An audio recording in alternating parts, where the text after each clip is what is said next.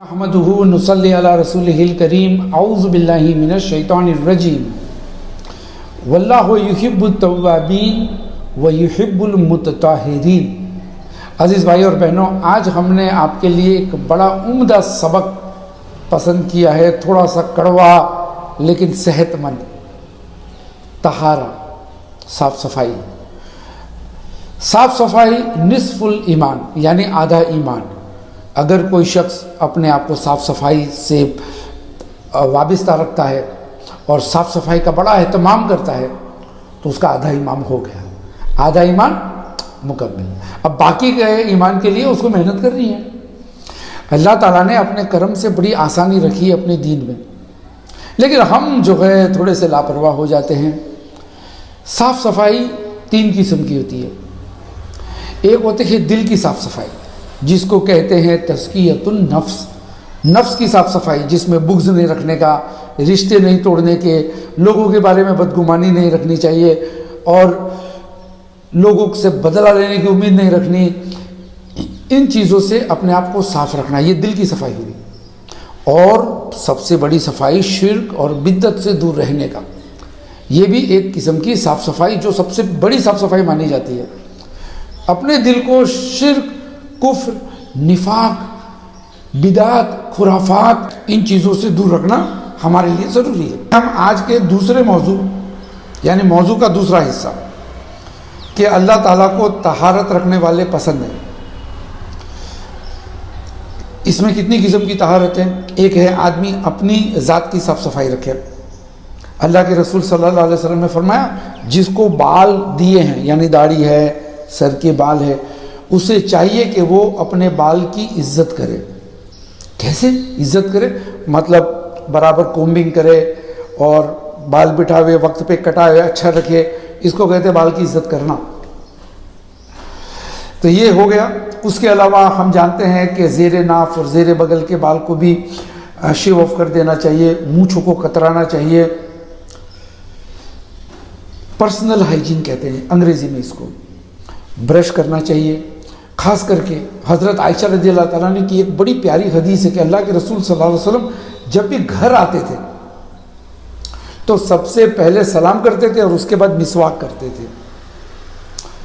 यानी घर में जो फैमिली मेम्बर्स हैं, बीवी हैं, बच्चे हैं, सब आगे मिलते हैं ना, उस वक्त घर में से मुंह में से आदमी की बू आए, ये अच्छी बात नहीं है।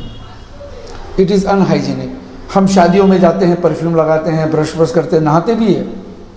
हम जाते हैं किसी को मिलने, कोई बड़े आदमी को, तो अप टू डेट बनकर जाते हैं, लेकिन हम भूल जाते हैं कि ये सब हक हमारे फैमिली मेम्बर्स का भी होता है। तो ये हो गया पर्सनल हाइजीन। ब्रश करें जब भी घर पे आवे, क्योंकि जब एक मर्द दिन भर बाहर रहता है तो कुछ खाते रहता है, कभी लहसुन की चटनी खा लिया, कभी समोसा पाव खा लिया, कभी कुछ खा लिया, तो मुंह में एक बू रह जाती है और जब घर में आता है तो वो रह जाती है उसके मुंह। तो सबसे पहले मिसवाक कर लेना चाहिए। हर नमाज के वज़ू के पहले भी मिसवाक करना ये सुन्नत है, हमारे नबी सल्लल्लाहु अलैहि वसल्लम की आदत शरीफा में से है। हम उसका भी एहतमाम करें। क्यों? कि जब हम मस्जिद में नमाज़ पढ़ने जाते हैं तो हमारे मुसलमान भाई आसपास में रहते हैं, उनको तकलीफ़ ना हो। और साथ ही साथ हम जब अकेले भी नमाज़ पढ़ते हैं तो मिसवाक कर ले, जैसे सुन्नतों का एहतमाम करते हैं। तो सुन्नतों का एहतमाम का एहतराम मिसवाक। हज़रत आयशा रज़ियल्लाहु अन्हा फरमाती है कि अल्लाह के रसूल जब तहज्जुद के लिए उठते थे तो मिसवाक करते थे और ज़बान भी साफ़ करते थे। ये हो गई पर्सनल हाइजीन, जो आमतौर पे तकरीबन सब जानते हैं। दूसरा है कि एक घरेलू हाइजीन और एक सोसाइटी का हाइजीन। घरेलू हाइजीन से मुराद कि अपने घर को भी साफ रखें, अपने घर को भी आप साफ रखें। क्यों? कि आप तो साफ सुथरे रहते हैं, बड़े बन के जाते हैं, इत्र वित्र लगाते हैं, कपड़े अच्छे पहनते हैं, गाड़ी अच्छी है, लेकिन जब कोई आपके घर पे मिलने आता है तो आपका घर कैसा है ना? कपड़े इधर पड़े हुए, जूते पड़े हुए, वो अपना एक मकड़ी का जाला लगा हुआ है दीवारों के कोने में, कितनी सारी चीज़ें गैर व्यवस्थित होती है, अनऑर्गेनाइज्ड जिसको कहते हैं, डिसऑर्गेनाइज, है ना? बाथरूम में जाते हैं तो वहाँ भी गंदगी रहती है। तो ये बहुत ज़रूरी है कि हम हमारे घरों की भी साफ़ सफाई का एहतमाम करें। हम ये सारी चीज़ें हमारी माँ पे या हमारी बीवी पे छोड़ देते हैं, लेकिन ऐसा नहीं होना चाहिए। कुछ साफ़ सफाई की जिम्मेदारी में मर्दों का हाथ घर में होना चाहिए। जैसे कि अपना कबर्ड है जिसमें आप कपड़े लटकाते हो या किताबें रखते हो, उसको ऑर्गेनाइज रखना हमारी जिम्मेदारी है। हमारे जूते की पॉलिश करके तैयार रखना हमारी जिम्मेदारी है। कहीं जाना है, हम देखते हैं पूरे तैयार हो गए, लेकिन अरे जूते की पॉलिश करना रह गया, होता है ना ऐसा। तो ये छोटी छोटी चीज़ें होनी चाहिए। मैं आपसे कह दूं, जो हमारे वालिद लोग बैठे हैं, माँ बाप बैठे हैं, अपने बच्चों को 10-12 साल की उम्र से इस बात की ट्रेनिंग देनी चाहिए। ये नहीं कि बच्चा बड़ा होने के बाद किताबें पढ़े और मौलवियों के दर्स सुनकर सीखेगा, ना ना ना ना। ये तो 10-12 साल, 8 साल, 7 साल की उम्र से ही ये आदतें बच्चों में डालनी चाहिए, तो बड़े होकर ये ज़िंदगी का एक हिस्सा बन जाता है। इसलिए कि आदतें आगे चलकर आपका कैरेक्टर बन जाता है। लोग आपकी आदतों की वजह से आपको पहचानते हैं। ये आदमी बड़ा मुस्कुराने वाला रहता है, ये आदमी बहुत अच्छा है, ये आदमी मेहमान नवाजी करता है, ये सब क्या है? आदतें।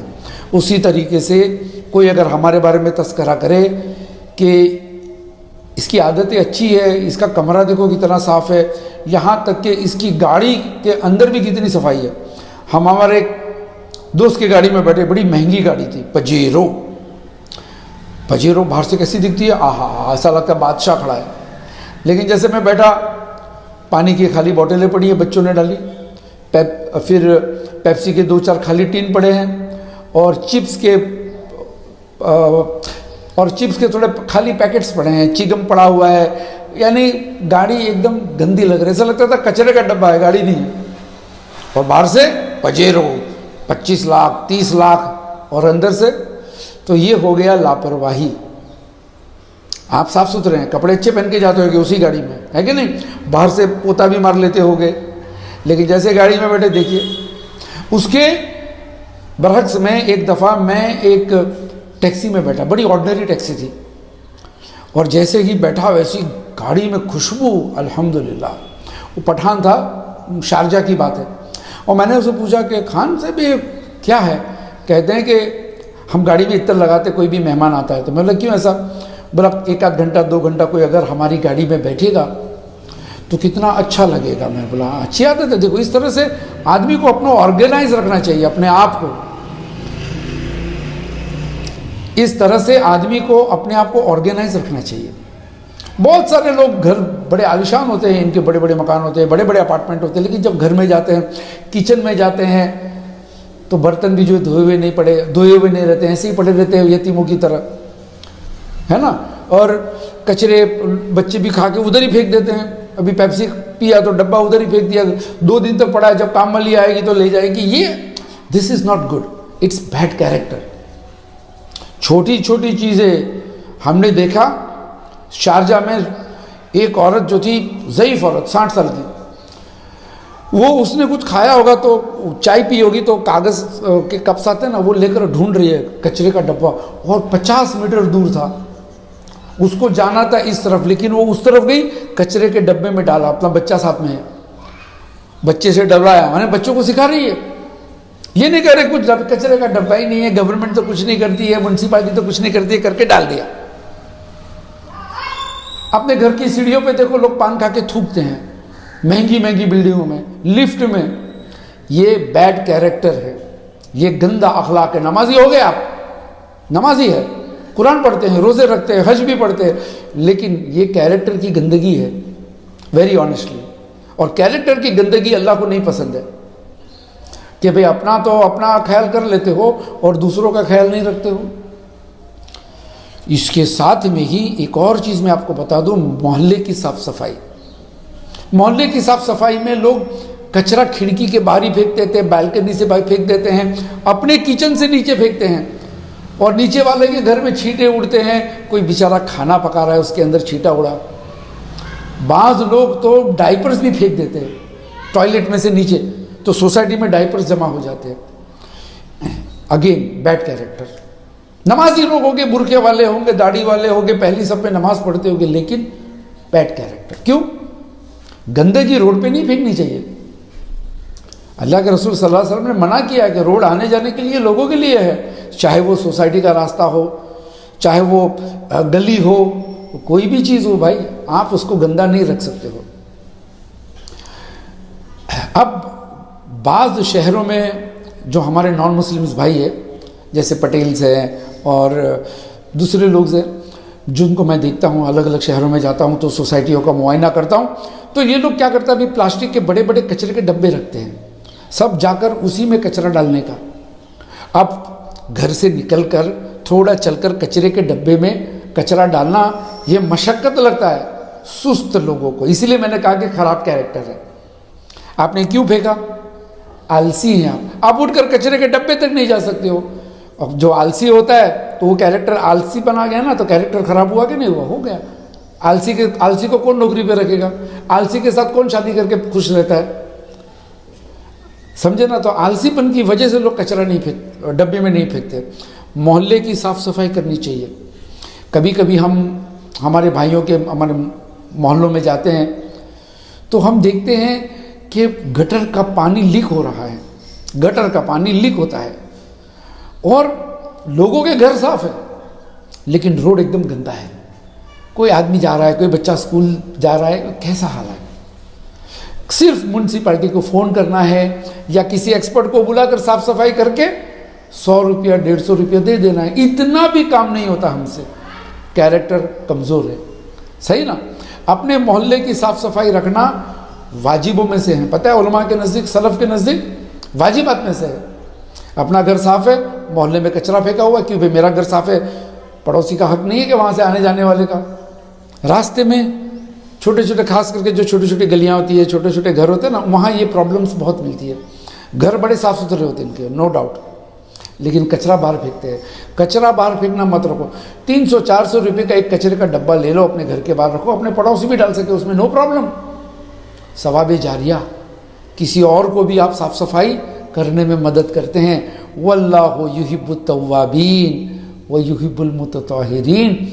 तौबा करने वाले को भी अल्लाह पसंद करता है, उसी तरीके से साफ़ सफाई रखने वाले को भी अल्लाह पसंद करता है। उम्मीद है कि बात दिल में उतर गई और समझ में आ गई। अस्सलामु अलैकुम व रहमतुल्लाह।